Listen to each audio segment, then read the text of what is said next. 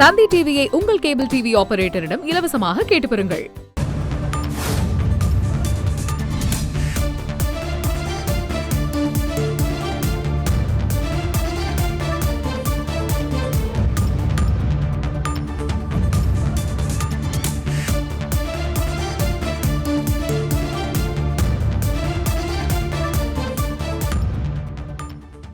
அமெரிக்காவிலிருந்து நாடு கடத்தப்பட்ட இந்தியர்கள் அமிர்தசரஸ் வந்தடைந்திருக்கிறார்கள். கூடுதல் விவரங்களோடு இணைகிறார் நமது செய்தியாளர் ரமேஷ்குமார். வணக்கம் ரமேஷ்குமார், எவ்வளவு இந்தியர்கள் தற்போது வருகை புரிந்திருக்கிறார்கள்? முழு விவரங்கள்.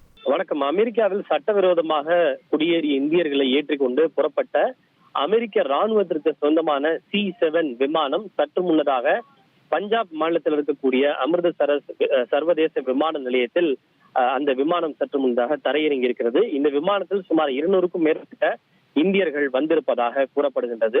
இதன் பின்னணி என்னவென்று பார்த்தோம்னால், தற்போது அமெரிக்காவில் டொனால்டு ட்ரம்ப் தலைமையிலான புதிய அரசு பொறுப்பேற்றதை தொடர்ந்து அங்கு குடியேற்ற விதிகள் கடுமையாக்கப்பட்டிருக்கின்றன. இதனைத் தொடர்ந்து அங்கு சட்டவிரோதமாக குடியேறி இருக்கக்கூடிய இந்தியர்கள் உட்பட அனைத்து நாட்டை சார்ந்தவர்களும் தொடர்ந்து வெளியேற்றக்கூடிய பணியில் ஈடுபட்டு வருகின்றனர்.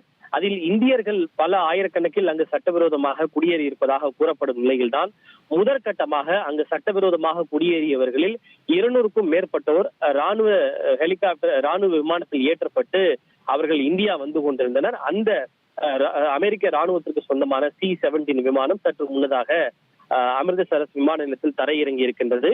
இதில் சட்டவிரோதமாக அங்கு அவர்கள் சென்றது எப்படி, அவர்களை குடியேற்றம் செய்தது யார், உதவி செய்தவர்கள் யார், அவர்களுக்கு குற்றப்பின்னணி என்ன என்பது குறித்து தேசிய புலனாய்வு முகமை விசாரணை நடத்தும் என எதிர்பார்க்கப்படுகின்றது.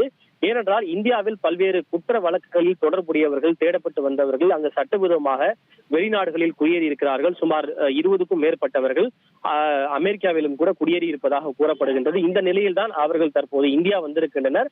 அவர்களுடைய அடுத்த கட்ட நடவடிக்கை என்ன என்பதை வெளியுறவு அமைச்சகமும் பஞ்சாப் மாநில அரசும் மேற்கொள்ளும் என்று எதிர்பார்க்கப்படுகிறது. உங்கள் விவரங்களுக்கு நன்றி ரமேஷ்குமார்.